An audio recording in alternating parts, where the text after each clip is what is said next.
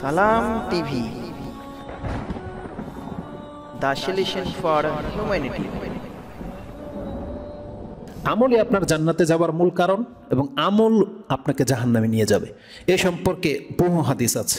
আরেকটা হাদিস দিয়ে শুরু করি, যেটা ইমাম বুখারী এবং মুসলিম কিতাবুর রিকাকে এনেছেন। ইমাম বুখারী বলেছেন, আল জান্নাতু আকরাবু ইলা আহাদিকুম মিন শিরাকি নালিহি ওয়ান নারু মিসলু যালিক। জান্নাত তোমাদের জুতার ফিতার চাইতেও নিকটে, জাহান্নামটাও কিন্তু তাই, তোমার জুতার ফিতার নিকটে। কেন বলা হলো এরকম যে জুতার ফিতরের নিকটে? তার মানে আমরা প্রতিদিন যে কদম ফেলি, হয় সেটা জান্নাতের জন্য, আর না হয় সেটা জাহান্নামে গিয়ে পতিত হবে। দুইটার একটা জায়গায়, কারণ পরকালের মধ্যে দুইটার বিকল্প কোনো জায়গা নাই। নাকি কারো জানা আছে? আমরা জানি পরকালে বিচারের মাঠের পর দুইটা জায়গা হবে, হয় জান্নাত আর না হয় জাহান্নাম। কোরআন আল্লাহ বলছে, ফারিকুন ফিল জান্নাহ ও ফারিকুন ফিস সাঈর। একটা দল জান্নাতি হবে আর একটা দল জাহান্নামী হবে, মাঝামাঝিতে কোনো পথ নাই। তো দুইটাই পথ। এই জন্য রাসূল সাল্লাল্লাহু আলাইহি ওয়াসাল্লাম বলেছেন, আমাদের কদমগুলো যেই উদ্দেশ্যে পড়া হয় জমিনে, একটা জান্নাতের জন্য পড়ে আর একটা জাহান্নামের জন্য পড়ে। ওটা কিভাবে নির্ণয় হবে? নিয়ত, ইচ্ছা, পদ্ধতি, ধরনের উপরে নির্ভর করবে যে এই কাজটা কি। যেমন আজকে আমরা কথার কথা যদি বলি, আজকে আমরা এখানে জড়ো হয়েছি আল্লাহর ঘরে, মসজিদে বসা, ইসলামিক আলোচনা শুনতেছি, এটা একটা কর্ম, উদ্দেশ্য করে আসছেন অনেকে। এই কর্মটা কি আশা করা যেতে পারে আল্লাহর কাছে? এটা আমাদেরকে কোথায় নিয়ে যাবে, জান্নাতে না জাহান্নামে? আশা করি যদি এই মুহূর্তে আমাদের মৃত্যু হয়, এই ভালো কাজ অবস্থায় যদি আমাদের মৃত্যু হয়, আশা করতে পারি ইনশাল্লাহ এই কাজ আমাদেরকে জান্নাতে নিয়ে যাবে। আর এই মুহূর্তে কেউ না কেউ কোনো না কোনো হোটেলে আছে, কোনো না কোনো সিনেমা হলে আছে, কোনো না কোনো টিভি মুভির সামনে আছে, আছে না? সময় তারও পার হচ্ছে। সেও কি আমাদের মতো এখন এই মরলে দাবি করতে পারবে যে আমি এই মুহূর্তে মরলে আমি আল্লাহর কাছে জান্নাত পেতে পারি? নাও দাবি করতে পারবে না। কারণ কি? আমাদেরকে এটাও জানিয়ে দেওয়া হয়েছে, যেটা ইমাম মুসলিমের বর্ণনায় পেয়ে যাবেন, ইউবআসু কুল্লু আবদিন আলা মা মাতা আলাই। একজন ব্যক্তিকে যখন হাসরের মাঠে উঠানো হবে, বিচার হবে ওই অবস্থার উপরে কেন্দ্র করে যেই অবস্থার উপরে তার মৃত্যু হয়েছিল। তার মানে একজন ব্যক্তি 60 বছর পাপী ছিল, কিন্তু যেই দিন যেই মুহূর্তে তার মৃত্যু হয়েছে সেই দিন সে মুসলিম এবং সৎলোক। ওই মুহূর্তে রাসূল সাল্লাল্লাহু আলাইহি ওয়াসাল্লাম বলতে চাচ্ছেন, এই শেষ দিনের মুসলিম হওয়া, শেষ মুহূর্তের ভালো হয়ে যাওয়া, এটাই তার জান্নাতে যাওয়ার জন্য যথেষ্ট হয়ে যাবে। আবার এর বিপক্ষে দেখেন, যাদের চুলদারি সাদা হয়ে গেছে বা যারা আমরা এখন নামাজ পড়তেছি, ইবাদত করতেছি, আমরা কেউ বলতে পারবো না আমাদের শেষ দিনটা কেমন হবে। তবে আল্লাহর কাছে সব সময় চাইতে হবে যে আল্লাহ আমার শেষ দিনটা যেন ভালো হয়, আমি যেন ইসলামের উপরে মরতে পারি, এটা চাইতে হবে। কারণ আল্লাহ বলতেছেন, আল্লাহ তামুতুন্না ইল্লা ওয়া আনতুম মুসলিমুন, তোমরা কিন্তু মুসলিম না হয়ে কিন্তু মরো না। এটা হচ্ছে সর্বশেষ আল্লাহর ডিমান্ড, যে তুমি অন্তত মরবো তো সবাই, তোমার মৃত্যুটা যেন মুসলিম বিহীন যেন না হয়। তার মানে এর আগে তুমি কি ছিলা, মৃত্যু মুহূর্তে যেন তোমার মৃত্যুটা মুসলিমের মতো করে হয়, মুসলিম হয়েই যেন হয়, তাহলে এটা নাজাতের আশা করা যেতে পারে। তো এক হাদিসে আছে, প্রত্যেক ব্যক্তিকে ওই অবস্থায় উঠানো হবে যেই অবস্থায় তাকে পাওয়া গেল। আর রাসূলুল্লাহ সাল্লাল্লাহু আলাইহি সাল্লাম বলছেন, যার শেষ ভালো তার সব ভালো। আল আমালু বিল খাওয়াতিম, এই জুমলাটা হচ্ছে ইমাম বুখারী রাহিমাহুল্লাহ, তিনি রাসূল সাল্লাল্লাহু আলাইহি ওয়াসাল্লাম থেকে কোট করেছেন যে রাসূল সাল্লাল্লাহু আলাইহি ওয়াসাল্লাম বলেছেন, আল আমালু বিল খাওয়াতিম, আমল তো ওটাই গণ্য হবে যেটা তার কাছ থেকে সর্বশেষ পাওয়া যাবে। তার মানে একজন ব্যক্তির 60 বছরে কিভাবে কেটেছে এটার গণ্য হবে না, যেই দিন তার মৃত্যু হবে, যেই অবস্থাতে, যেই ইমানের উপরে তার মৃত্যু হবে, আল আমালু বিল খাওয়াতিম, এটাই হবে তার বিচারের জন্য, চূড়ান্ত ফয়সালার জন্য, হিসাব নিকাশের মূল কারণ। এটা যেমন আমাদের জন্য সুসংবাদ, এটা আমাদের জন্য অনেক বড় একটা ধমক। এখন এটাকে যদি কেউ সুসংবাদ করতে চাই, তাহলে আমাদেরকে সবসময় কোনো না কোনো ভালো কাজের সাথে নিজেকে জড়িয়ে রাখতে হবে। কিন্তু যখনই ভালো আবার যখনই খারাপ আমাদের দ্বারা হয়, তখন আমাদের জন্য এটা সতর্কবাণী যে এই খারাপ অবস্থায় যদি এখন আমার মৃত্যু হয়ে যায়, তাহলে এর আগে যে আমি পরহেজগার ছিলাম ওটার আমাকে বাঁচাতে পারবে না, কারণ আমার মৃত্যুটা হয়েছে খারাপ অবস্থার উপরে। এটার একটা বড় প্রেক্ষাপট আছে আর কি, এটা বুঝাইতে গেলে অনেক প্রশ্ন চলে আসবে অনেক, কিন্তু আপনি সহজ ভাষায় বুঝে নেন, এটাই ইসলাম। আপনি বুঝতে না পারলে আমাকে প্রশ্ন করতে পারবেন, কোনো সমস্যা নাই, কিন্তু জেনে নেন এটা ইসলাম। এটা একটা আল্লাহর মহত্ব আল্লাহ দেখিয়েছেন। সেটা কি? যে একজন ব্যক্তি, আল্লাহ যে কোনো ব্যক্তিকে ফেরত নিতে চায়, আল্লাহ তাকে অপশন দিয়ে দিয়েছে। তোমার সারা জীবন কেটেছে ভুল পথে, কিন্তু শেষ দিনে যদি তুমি আল্লাহর বান্দা হয়ে প্রমাণ করে দিতে পারো, যাও আল্লাহ তোমাকে ক্ষমা করে দিবে। আল্লাহ এটা একটা প্রস্তাব পেশ করেছে। বলেন তো দেখি, এটা পুরো পৃথিবীবাসীর জন্য কত বড় একটা রহমতের বাণী। রাসূল এই কথাটা বলেছেন। একজন গোলাম তার চাচাকে কথা বলে নাই, ইয়া আম্মি কুল লা ইলাহা ইল্লাল্লাহ ওয়াহাজ্জু লাকা বিহা ইনদাল্লাহ। শেষ দিন বলছে, আপনি এখন লা ইলাহা ইল্লাল্লাহ বলেন, এটা আমি আল্লাহর কাছে হুজ্জত হিসেবে পেশ করে দেব। শেষ মুহূর্তে, কিন্তু সে বলে নাই। একটা ইহুদির ছেলে রাসূল সাল্লামকে মাঝে মাঝে দেখতে আসতো, কিছু উপঢৌকনও দিত, মানে খেদমত করতো। রাসূল শুনলে সে অসুস্থ, চলে গেলেন রাসূল সাল্লাম ওই ইহুদির ঘরে। একবার ছেলেটা রাসূল সাল্লামের দিকে তাকায়, একবার তার বাবার দিকে তাকায়। শায়িত অবস্থায় ছিল, মুমূর্ষু অবস্থায়। রাসূল সাল্লাম বলছেন, ইয়া গোলাম কুল লা ইলাহা ইল্লাল্লাহ, হে ছেলে তুমি বলো যে লা ইলাহা ইল্লাল্লাহ। ছেলেটা তার বাবার দিকে তাকালো। তখন বাবা বলল যে আতা আবুল কাসেম। তার রাসূল সাল্লামের উপাধি ছিল আবুল কাসেম। বলছে আতা আবুল কাসেম। এই জন্য তিনি বললেন যে মুহাম্মদের মতন কোনো ব্যক্তি ইসলামটাকে গ্রহণ করে নিতে পারে, আল্লাহর বান্দা হয়ে যেতে পারে, তাহলে এটা তার জীবনের জন্য সব থেকে বড় সাফল্য, সব থেকে বড় সাফল্য। তো জীবনের শেষ মুহূর্তটা যেন আমাদের ভালো কাটে, এই জন্য আমাদেরকে কী করতে হবে? সব সময় ভালো কাজের সাথে লেগে থাকতে হবে।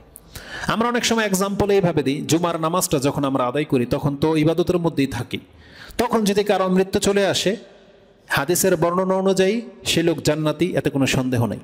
কিন্তু নামাজ শেষে, নামাজের সময় সে মরেনি, নামাজ শেষে ঘরে যায়, খেতে বসে, হাতের রিমোট টিভি চালিয়ে দিয়ে খাচ্ছে। একটু আগে সে নামাজে ছিল, ভালো অবস্থায় ছিল, কিন্তু এখন টিভিতে যখন ফিল্ম বা কোনো কিছু সে দেখতেছে, তাহলে এই খাদ্য অবস্থায় যদি তার মৃত্যু চলে আসে, এটা হবে তার শেষ অবস্থা। তো তার সালাত কিন্তু তাকে বাঁচাতে পারবে না, কারণ তার জীবনের শেষ মুহূর্তটা খারাপ মন্দ অবস্থায় কেটেছে। যারা যুবকরা যারা জুমার নামাজ আদায় করে বিকেলে আবার গার্লফ্রেন্ডদেরকে নিয়ে ওই যে পার্কে যায় না, মোটরসাইকেল পেছনে করে নিয়ে, ওই অবস্থায় যদি মরে যায়, রেজাল্টটা কী হবে বলেন? এই জুমার নামাজ তাকে বাঁচাতে পারবে না।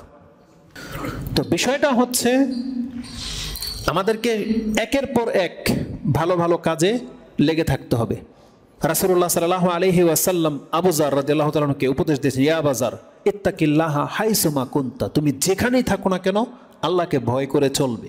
এটা প্রথম জুমলা। তার পরের সেন্টেন্সটাই হচ্ছে ওয়াতবিইস সাইয়্যাতিল হাসানাত, আর যখনই তোমার দ্বারা কোনো অপরাধ অন্যায় ত্রুটি হয়ে যাবে, তার পরপর আরেকটা ভালো কাজ করার ইচ্ছা করবে, চেষ্টা করবে, তামহুহা। তাহলে এই যে একটু আগে যে তোমার অন্যায়টা, অপরাধটা, তার একটা ভুল বা একটা অজ্ঞতা হয়ে গেছে, এই ভালো কাজটা করে নিলে আল্লাহ সেটাকে মিটিয়ে দেবেন। এখানে কয়েকটা বিষয়। আল্লাহকে ভয় করা ব্যক্তির দ্বারাও পাপ হতে পারে, ভুল হয়ে যেতে পারে। কারণ সাহাবী, তাকে বলা হয়েছে ইত্তাকিল্লাহা হাইসুমা কুনতা, যেখানেই থাকো না কেন আল্লাহকে ভয় করে চলবে। তাহলে আল্লাহকে ভয় করে মুত্তাকি ব্যক্তি। তারপরে বলা হয়েছে তারপরে যদি তোমার দ্বারা কোনো ভুল হয়ে যায়, তারপর আরেকটা ভালো কাজ করে নেবে, তাহলে কি হবে? তামহুহা, তাহলে এই অপরাধটা মিটে যাবে। এটা কিন্তু এই ক্ষেত্রে এটাও জেনে নেন, এটা কিন্তু ছোট অন্যায়ের ক্ষেত্রে। কিন্তু কেউ যদি এখন কারো লাখ টাকা মেরে খায়, তারপরে এসে যদি 2 রাকাত সালাত আদায় করে, কি মনে করেন হাদিসের ভাষ্য অনুযায়ী মাফ হবে? মাফ হবে না। এটা কাবিরা গুনার ক্ষেত্রে না, ছোট গুনার ক্ষেত্রে। আমরা রাস্তাঘাটে চলতে গেলে আমাদের পাপ হয় না? কত রকমের গুনাহ হচ্ছে। খিটখিটে মেজাজ, কিছু হইলে একটা বাজে মন্তব্য করে দিলাম কারো সম্পর্কে, এটা তো পাপ। তারপরে ধৈর্য না ধরা, তাড়াহুড়া করা, অটোতে বসছে, আমরা তো আর সবাই দামি মানুষ না, এখানে অনেকে আছে পয়সাওয়ালা, আমরা তো পয়সাওয়ালা না, আমরা তো চড়তে হয় অটো দিয়ে, তাই না? 5 টাকা 10 টাকার ভাড়া, পাশে এসে মহিলা বসে যায়। কার না হয় এরকম? যারা লোকাল বাসগুলোতে পাবলিক প্লেসে চলেন, কার না হয় এরকম? আপনার পাশের সিটে এসে একটা অপরিচিত মহিলা বসে গেল, তার গায়েই লাগে না, এটা ফিতরতেই নাই। এটা যে মানে হওয়ার না, এটা বাংলার মুসলিমদের মহিলাদের এই ফিতরতই নেই, গায়রতি লাগে না, বরং সে চাইলে আপনাকে আরো ধাক্কা দিয়ে বসবে, এমন হয়ে গেছে তাদের নেচার। মুসলিম মহিলাদের কথা বলতেছে, আর যারা বেদিন তাদের কথা তো ভিন্ন। আর বহু পুরুষের স্বভাব দেখেছি আমরা, যেই সিটটার মধ্যে মহিলা বসা, ও এগুতে এগুতে ওই জায়গায় গিয়ে দাঁড়ায়। এটা তো সবারই জানা, তাই না? তো এইগুলো হয় আমাদের দ্বারা প্রতিনিয়তই হচ্ছে, আমরা দেখতে পাচ্ছি রাস্তাঘাটে। আরও কত নেট খুলবেন, অনেকে আমাকে মন্তব্য করে, জানেন সুবহানাল্লাহ, মানুষ যে কত ক্যাটাগরির হয়, যে আমি খুতবায় আমার এই মোবাইলটা হাতে কেন থাকে, অনেকের মন্তব্য এই ক্ষেত্রে। কারণ তাদের ধারণা কি, তারা মোবাইলে দেখে গান বাজনা, হুজুরও তো মনে হয় গান বাজনাই দেখে, এটা নিয়ে সে মেম্বারে দাঁড়ায় কিভাবে, এই সেন্সেই না বলে সে। তাহলে এটা কি শুধুমাত্র কি ফিল্ম দেখার জন্য এই মোবাইলটা? এত চমৎকার সিস্টেম, আমি আমার নোটগুলোকে এভাবে সাজাইনি, ঠিক আছে? কত সিস্টেম চাইলে এখন প্রত্যেকটা দলিল দিতে পারবো, কোরআন আছে, হাদিস আছে, এত কথা কি আর মুখস্থ বলা যাবে নাম্বার? তো এটা আমার কত উপকারে আসার, আমি যদি প্রত্যেকটা বক্তব্য প্রিন্ট করে বের করি, নোট করি, আমাকে তো আবার রদবদল করতে হয়, চেঞ্জ করতে হয় না? তাহলে ওই প্রিন্টটা বাদ। তারা আমি পিডিএফ করে নিছি, প্রতিদিন চেঞ্জ হচ্ছে, একটা আয়াত পাচ্ছি আয়াত ঢুকিয়ে দিলাম, একটা হাদিস পাচ্ছি হাদিস ঢুকিয়ে দিলাম। তো ডিভাইসগুলো ব্যবহার করা হয় সুবিধার্থে। তো তারা মন্তব্য করে, আচ্ছা কেন বলতে গিয়ে আসলাম, ও ইন্টারনেট চালাতে গেলে আপনি দেখতেছেন বক্তব্য, তাতে কি মহিলার ছবি আসতে পারে না? বর্তমানে আমি আমার ব্যক্তিগত বলি, একজন আলেম, হানাফি সমাজের আলেম, তা ভাল লাগে তার বক্তব্য কিছু। একদিন পরকালের একটা বক্তব্য শুনতেছিলাম, পরকালের না মানে কিভাবে পরকালকে প্রাধান্য দিবে, মৃত্যুর কথা, আখেরাতের কথা। 5 মিনিট শোনার পরে চলে আসলো একটা উলঙ্গ মহিলার গেমস, কাটাকাটি গেমস চলে আসছে। আচ্ছা বলেন তো দেখি, আমাদের বয়স তত হয়ে যায় না, আবার যুবকরাই ধরেন, আমরা নাইলে বেশি ফেরেশতা, যুবকরা যারা, আমাদেরকে অনেকে মনে করে না যে আমরা ফেরেশতা, আমাদেরকে আর উত্তেজনা জাগে বা কিছু, এমনটাই মনে করে মানুষ। যে বলে না কিছু মহিলারা যে চিকুন ফিতা দেখলে এরা সিডিয়াস কেন হয়, বলছে না? তারা মনে করে পুরুষ তো সব হচ্ছে ফেরেশতা, এমন মনে করে আর কি, যে আমরা খুলে চলবো, তারা যেন এদিক সেদিক, তাদের মাতাল যেন না হয়, মানে নেশা করুক, মাতাল যেন না হয়, এটা হচ্ছে তাদের ধারণা। কিন্তু নেশার স্বভাবই এটা, নেশা যে করবে সে মাতাল হয়ই। তো এইগুলো একটা নেশার মতো। কেন বললাম, ওই বক্তব্যের মধ্যে চলে আসছে একটা ব্রা পরা একটা উলঙ্গ মহিলার গেমস। আচ্ছা বলেন তো দেখি, একটু আগে আমার মনের অবস্থাটা যেমন ছিল, পরকাল কবরের কথা যতটা ফিল করতেছিলাম, চোখে পানিও চলে আসছিল, এরপরে যখন এই দৃশ্যটা চোখে আসছে, ওই ইমান কি আর থাকবে? ওই ফিলটা কি আর হবে? জাহান্নামের ফিল আর হবে না। একটা বাস্তব উদাহরণ দিই, একটা জায়েজ উদাহরণ দিই। অনেক সময় আমরা দেখেছি জান্নাত জাহান্নামের বর্ণনা বলার সময়, যখন আমি জাহান্নামের বর্ণনা বলতে থাকবো, আপনার চোখে পানি ঝরবে। হঠাৎ করে যখন জান্নাতে হুরের কথা চলে আসবে, আপনার মুখে হাসি চলে আসে সাথে সাথে, হয় না? এটাই হচ্ছে মানুষের অন্তর। এই জন্য আপনি যখন আল্লাহকে নিয়ে ভাববেন, পরকাল নিয়ে ভাববেন, আপনাকে ওই রকমের পরিবেশ গ্রহণ করতে হবে, ওই রকমের বন্ধু বান্ধব, ওই রকমের সঙ্গী গ্রহণ করতে হবে, তখন ইমান এক লেভেলে থাকে। কিন্তু যদি ব্যতিক্রম মানুষ থাকে, আপনি বলতেছেন কোরআনের কথা, ও তুলে দিল একটা ক্রিকেট খেলার কথা, তখন আপনার ইমান আর কাজ করবে না, অন্তরটাই এমন। তো এই মোবাইল দেখতে দেখতে অনেক পাপ হয় আমাদের দ্বারা, উলঙ্গ মহিলা চলে আসে, অ্যাডভার্টাইজ আসে, এই আসে সে আসে। তাহলে এই রকমের প্রতিনিয়ত আমরা বিভিন্ন পাপে লিপ্ত।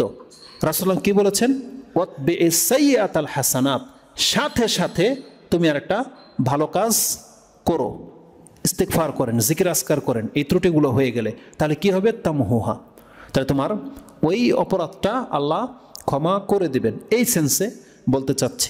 তো কথা হচ্ছে যে এবার ফিরে আসি মূল আলোচনার দিকে, যেহেতু 7:30টার কথা ছিল। আমাদের আমলগুলো অত্যন্ত সেন্সিটিভ।